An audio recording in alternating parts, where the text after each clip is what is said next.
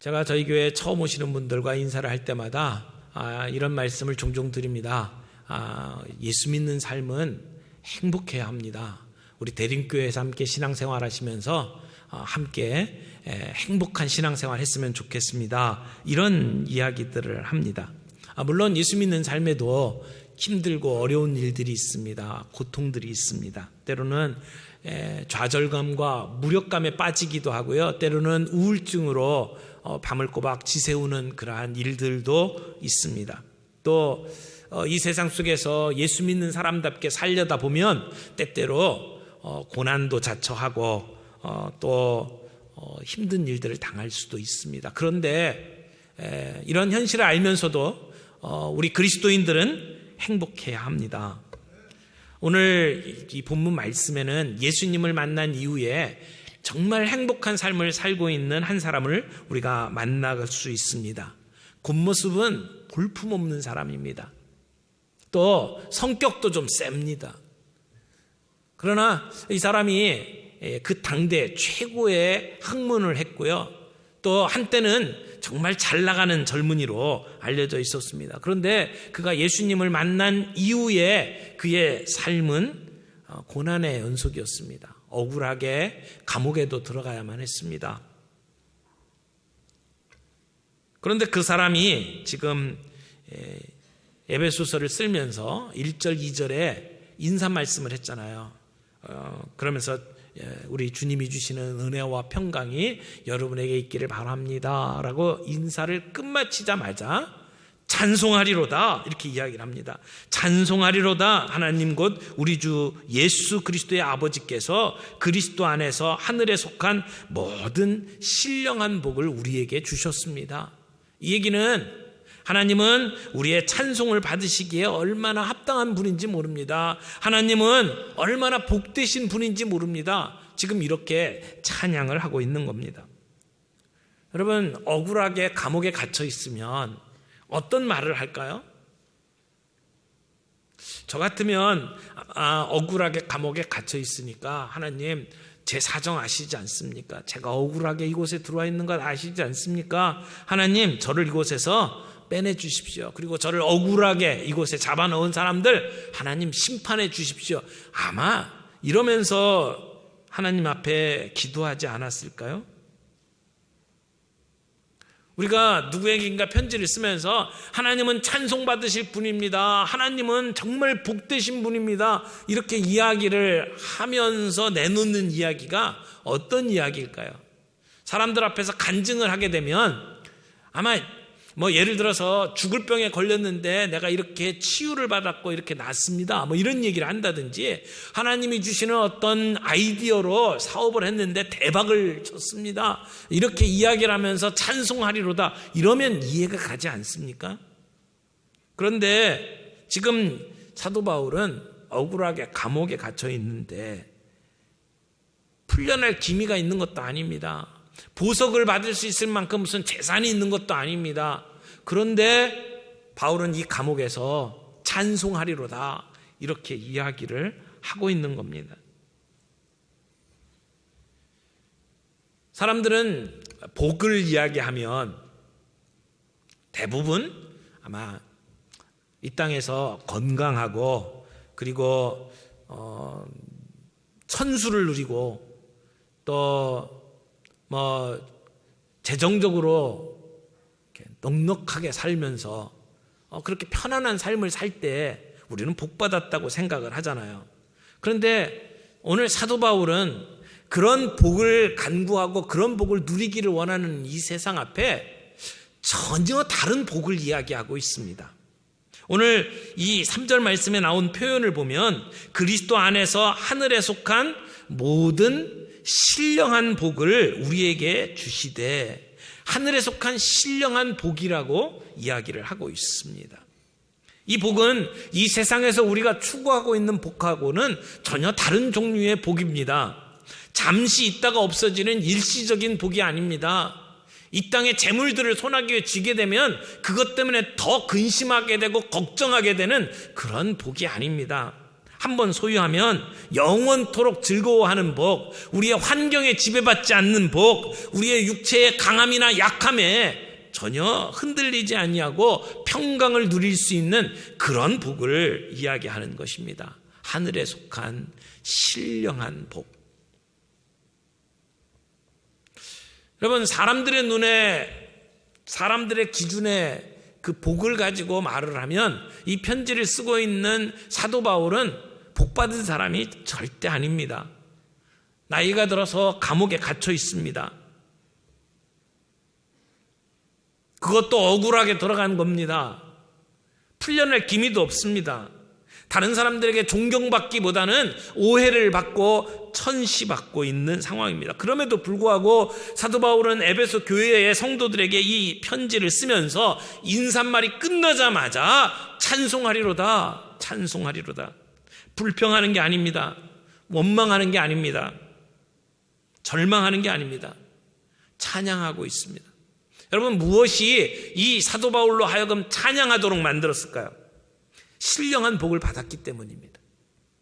오늘 이 신령한 복이 무엇인지 우리가 함께 좀 정리하고 우리도 이런 복 받은 자로 행복하게 우리의 삶을 살았으면 좋겠습니다. 여기에 이 말씀을 좀 요약을 하면은요, 이렇게 할 수 있을 것 같아요. 3절 말씀에 찬송하리로다 하나님 곧 우리 주 예수 그리스도의 아버지께서, 여기 아버지께서에 한번 줄 쳐보시겠습니까? 여기 하나님 아버지께서, 그 다음에 우리에게 뭐 했어요? 복을 주셨다는 거죠. 신령한 복을 우리에게 주시되, 여기 신령한 복을 우리에게 주시되 줄 쳐보시고요. 그리고 4절에 곧 창세전에 그리스도 안에서 우리를 택하사에 한번 줄 쳐보세요. 그리고 5절에 그 기쁘신 뜻대로 우리를 예정하사에 줄 치시고요. 그리고 5절 뒷부분에 보면 자기의 아들들이 되게 하셨으니 거기에 한번 줄 쳐보세요. 그러면 이렇게 복잡한 수식어 다 떼고 이렇게 정리를 할 수가 있습니다. 아버지께서, 하나님 아버지께서 신령한 복을 우리에게 주시되 우리를 택하사, 그리고 우리를 예정하사 자기의 아들들이 되게 하셨습니다. 요 얘기죠, 여기. 예, 그렇죠? 예.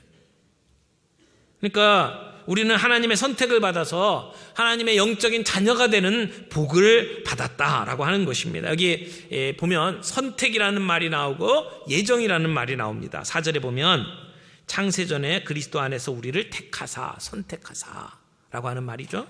그 다음에 두 번째는 5절에 그 기쁘신 뜻대로 우리를 예정하사라고 하는 말이 납니다. 그 기쁘신 뜻대로 우리를 예정하사. 그래서 우리로 하여금 하나님의 자녀가 되게 하셨다라고 하는 것이죠. 여기 선택이라는 말, 예정이라는 말을 정리를 했으면 좋겠습니다. 여기 예정이라고 하는 말은요, 우리를 향한 하나님의 마스터 플랜을 이야기하는 겁니다. 큰 그림을 하나님이 갖고 계시다는 거죠. 건물을 질 때에 설계도를 그리는 것처럼 우리를 향한 하나님의 큰 계획이, 마스터 플랜이 하나님의 마음속에 있었다는 겁니다. 그게 예정이고요. 그리고 선택은 그 계획을 이루어 나가시는 방편으로 선택을 하시는 거예요. 여러분, 이 선택의 교리를 마음속에 담으면 여러분 마음속에 어떤 생각이 드십니까? 우리 지금 지구 땅에 살아가고 있는 사람들이 72억 9천만이라고 이야기를 해요. 얼마 전에 60억이라고 그랬는데요, 지금 벌써 70억이 넘었어요. 근데 그 수많은 사람 가운데 예수 믿는 사람들이 얼마나 될까요? 일반적으로 한 6% 된다고 이야기해요. 이 지구상에 살고 있는 사람 가운데 6%만이 그리스도인입니다. 100명 중에 6명이 예수 믿는 사람이라는 거거든요. 여러분, 이 많은 사람들 가운데 하나님이 우리를 선택하셨다. 이것은 우리에게 큰 기쁨이 되고 감사가 될 이야기죠. 근데 종종 어떤 사람들은 내가 선택받은 것이 기분 나쁜 사람들도 있나 봐요. 나한테 동의도 안 하고 하나님이 나 골랐다. 왜 내 의지를 무시하고 골랐다고 그러냐. 내가 의지를 가지고 내가 믿겠다고 결정한 거 아니냐. 이렇게 생각을 하는 분도 있어요. 근데 성경에는 분명하게 우리가 선택받았다 맞다고 이야기를 합니다. 이게 어떻게 선택을 했냐, 어떤 근거를 가지고 선택했냐 그러면 사실은 설명하기가 어려워요. 하나님이 남자답게 사나이다운 에서는 선택하지 않으시고 얍삽하고 좀 치사한 것 같은 야곱을 하나님이 선택했잖아요. 하나님은 왜 에서는 선택하지 않고 야곱은 선택했습니까? 그러면 글쎄요, 저 잘 모르겠습니다. 근데 한 가지 성경에서 이야기하는 말은 하나님이 기쁘신 뜻대로 선택했다는 거예요. 그러니까 누구는 선택받고 누구는 선택받지 못했냐? 우리는 하나님의 기쁘신 뜻대로 하나님이 결정하셨다는 거예요. 우리가 그 이유를 잘 알지는 못합니다. 여러분, 우리가 모든 것을 이해하고 믿는 건 아니잖아요. 우리 엄마가 아이를 키울 때 보면은요, 아이들이 이렇게 자라나면서 질문이 굉장히 많을 때가 있어요. 이건 뭐야? 이건 왜 그래? 뭐 끝도 없이 질문을 던지는 아이들한테 엄마가 정말 참을성을 가지고 승질나는 거 꾹꾹 참고 설명하잖아요. 그래서 얘야 이건 이런 거란다. 그러면 또 그런데 왜요? 왜 그런 건데요? 그러면 또 설명하잖아요. 근데 아무리 설명해도 못 알아듣는 게 있어요. 그 아이 수준에서는 그게 이해가 안 되는 거예요. 그렇지만 아이가 이해가 안 된다고 해서 그게 거짓말입니까? 그게 사실이 아닙니까? 우리가 가지고 있는 인간의 한계 때문에 설명이 안 되는 게 있어요. 바로 이런 선택의 교리가 그런 부분이라고 저는 생각을 합니다. 잘 모르겠어요. 근데 왜 그러냐고 따지면 하나님은 침묵하십니다. 오늘 성경에서는 그저 하나님의 기쁘신 뜻대로라고 이야기를 하는 것이죠. 근데 이 택하셨다 또는 예정하셨다라는 말들을 보게 되면 거기에는 하나님의 주도권이 나와요. 하나님의 사랑이 나와요. 만약 우리가요, 하나님 왜 나는 구원해 주시고 저 사람은 구원을 안 하셨나요? 하나님 왜 나는 구원을 하시고 우리가 알고 있는 이수인 장군 뭐 이런 분들은 그럼 어떻게 되는 건가요? 뭐 이렇게 빠지는 경우들이 있어요. 근데 가만히 생각을 해보세요. 우리가 어떤 존재였나요? 우리는 괜찮은 사람인데 한 2% 부족한 사람들이 아니에요. 우리는 사소한 실수를 해서 좀 야단맞는 수준의 삶을 살아가는 게 아니에요. 우리는 하나님 앞에 원수였고요. 우리는 죽은 자들이었어요. 죽어있는 자들 가운데 며칠 하나님이 선택해서 살리신 거거든요. 그걸 가지고 왜 나는 살리고 저 사람은 죽였냐 따질 부분이 아니에요.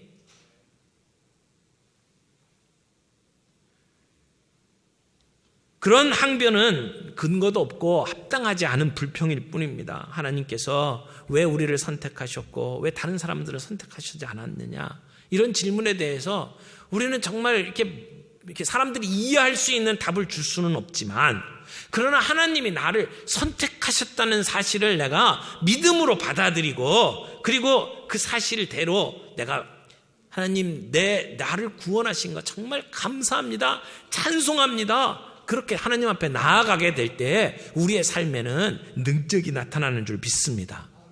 하나님께서 우리의 마음속에 내가 구원받음으로 인해서 기쁨과 감격이 넘쳐나게는, 그래서 오늘 본문처럼 사도 바울처럼 찬송하리로다, 하나님께 찬양하며 엎드릴 수 있는 저와 여러분이 되길 바랍니다. 하나님의 선택에는요 3가지 특징이 있다고 생각을 합니다. 오늘 본문 안에서 이 3가지 특징을 정리를 하는데, 하나는 창세 전에 선택하셨다는 겁니다. 하나님은 창세 전에 우리를 선택하셨습니다. 창세 전이 언제입니까? 이 세상이 만들어지기 전에, 여러분과 제가 이 땅에 태어나기도 전에, 영원 무궁전에 하나님은 우리를 영광스러운 하나님의 자녀로 삼아주셨다는 얘기입니다. 우리 육신의 부모가 우리를 낳기 전에, 우리의 형질이 형성되기 전에 하나님이 우리를 선택하셨다는 말이에요. 여러분, 도대체 이 말이 이해가 되십니까? 설명이 되질 않아요. 그러니까 이런 말씀은요 이해를 하는 게 아니고요 그냥 받아들이는 겁니다. 하나님은 시간과 공간을 초월하신 분입니다. 우리와 같은 분이 아니잖아요. 그래서 우리는 과거가 있고 현재가 있고 미래가 있지만 하나님에게는 그런 제약이 없으신 분입니다. 그분에게 시간의 개념이 없기 때문에 우리가 이 땅에 있기 전에 우리를 하셨다, 우리를 선택하셨다. 저는 아무런 문제가 되지 않는다고 생각을 합니다. 창세 전에 아무것도 없는 무에서 우리를 보시고 선택하셨다는 말입니다. 그래서 이런 하나님이 우리를 선택하셨다는 내용을 우리 복음성가 가운데 이렇게 부른 노래가 있습니다. 아주 먼 옛날 하늘에서는 당신을 향한 계획이 있었죠. 하나님께서 우리를 향한 계획이 있었다는 겁니다. 아주 먼 옛날. 그분이 우리를 창조하셨고 그리고 우리를 보시면서 기뻐하셨다고 이야기를 합니다. 그것이 오늘 본문에 나오는 창세 전에 우리를 택하셨다는 말이죠. 두 번째 중요한 것은 그 기쁘신 뜻대로라고 하는 말에 5절 말씀에 보니까 그 기쁘신 뜻대로 우리를 예정하사라고 했죠. 이 기쁘신 뜻 하나님의 뜻을 얘기하는 거죠. 여러분 1장 1절을 보세요. 1장 1절에 보면 하나님의 뜻으로 말미암아 그리스도 예수의 사도된 나 바울 이렇게 이야기를 합니다. 바울이 사도가 된 것은 하나님의 뜻에 의해서 결정됐다는 것이죠. 사도 바울은 자기가 가지고 있는 이 직분, 사도라고 하는 직분이 하나님의 뜻에 의해서 이루어진 것이라고 이야기를 합니다. 자기가 잘나서 똑똑해서 공부를 많이 해서 사도가 된 게 아니라 하나님의 기쁘신 뜻으로 사도가 되었다고 이야기를 하는 것입니다. 우리가 하나님의 자녀가 된 것도 똑같은 이치라는 것입니다. 하나님이 그렇게 하기로 작정하셨고 하나님이 그렇게 기뻐하시면서 선택하셨기 때문에 우리가 그리스도인이 된 것이라는 거죠. 우리의 힘과 우리의 능력과 그 어떤 것으로 그리스도인이 되는 것이 아니라는 것입니다. 세 번째로 그리스도 안에서 여러분 이 그리스도 안에라는 말은 사도 바울이 굉장히 즐겨서 사용했던 단어입니다. 그래서 이 헬라어에 엔 크리스토스라고 표현을 해요. 좀 어려운 외국말이지만 이런 것좀 하나는 좀 기억해 주시면 좋을 것 같아요. 그리스도 안에라고 하는 말이 엔 크리스토스라는 말이다. 근데 이 엔 크리스토스를요 사도 바울이 이 자기 편지에 거의 200번 썼어요. 196번으로 나오는데요. 그러니까 굉장히 많이 사용을 한 거죠. 그래서 어떤 학자들은 바울을 가리켜서 그리스도 안에서의 신학을 한 분이다. 그래서 이 바울 신학을 그리스도 안에서의 신학이다. 이렇게 이야기를 하기도 합니다. 여러분 바울이 지금 어디에 있어요? 감옥에 있는 거죠. 지금 감옥 속에 갇혀 있는데 그러나 그의 진정한 주소는 감옥 안이 아니에요. 그리스도 안입니다. 사도 바울이 가지고 있는 인생의 많은 문제는 그리스도 안에 있다고 하는 자기의식 때문에 해결을 볼 수가 있었습니다.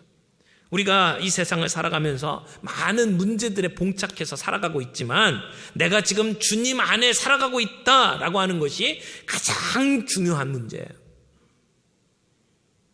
그래서 바울은 자기 자신의 삶에 어떤 환경에 놓여져 있든지 자기 앞에 어떤 고난이 있든지 간에 관계없이 내가 찬송하리로다 하나님 앞에 노래를 부를 수가 있었던 것, 그것은 그리스도 안에 있었기 때문입니다.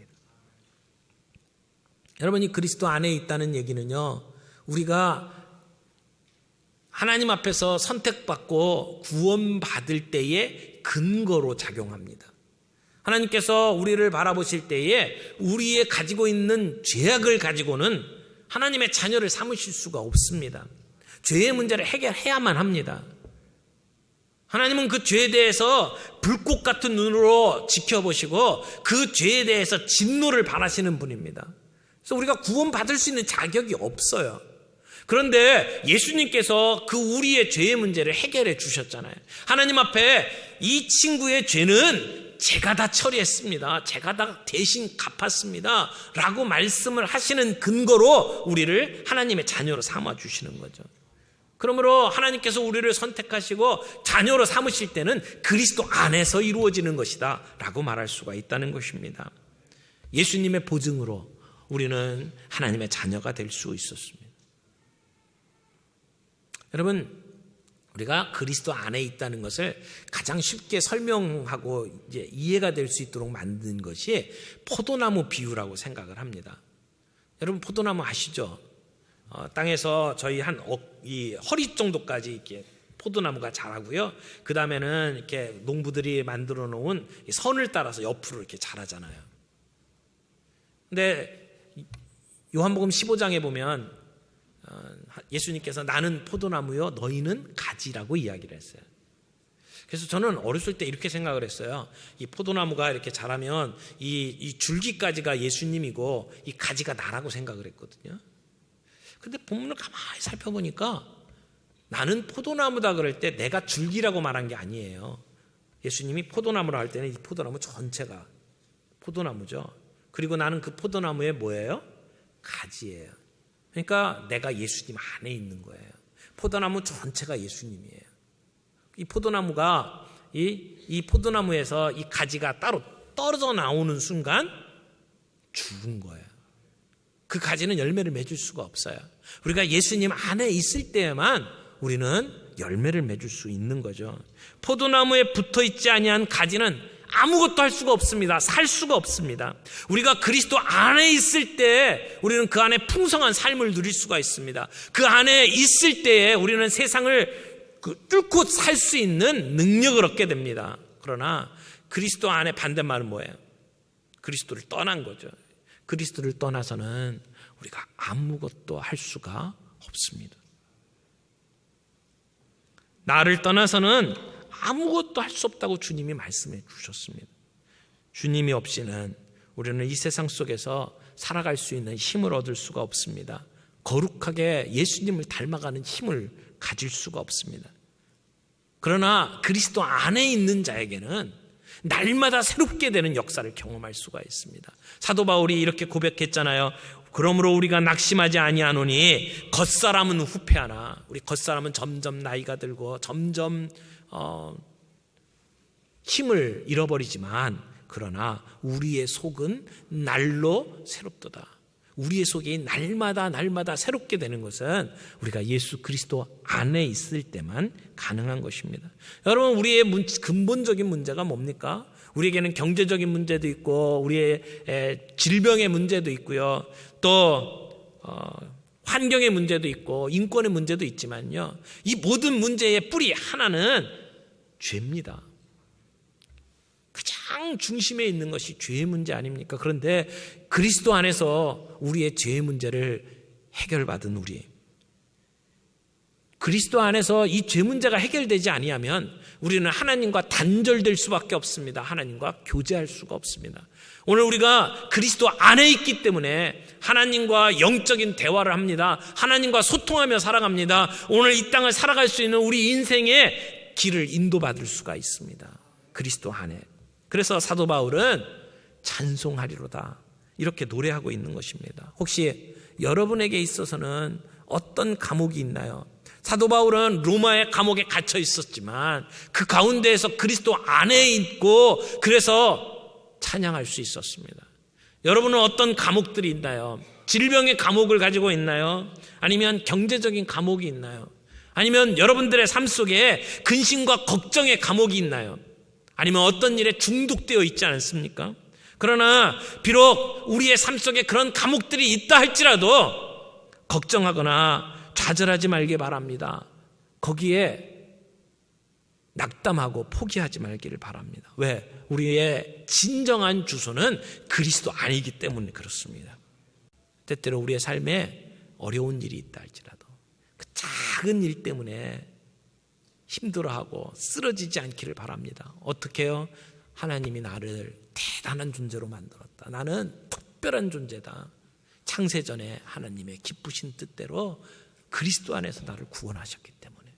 여러분, 이 분명한 확신을 가지고 살아간다면 때때로 우리 안에 상처가 있고 고통이 일지라, 우리 안에 힘들고 어려운 어떤 환경 속에 우리가 처해 있다 할지라도 우리는 다시 딛고 일어설 수 있는 힘을 가지고 살 수 있다고 믿습니다.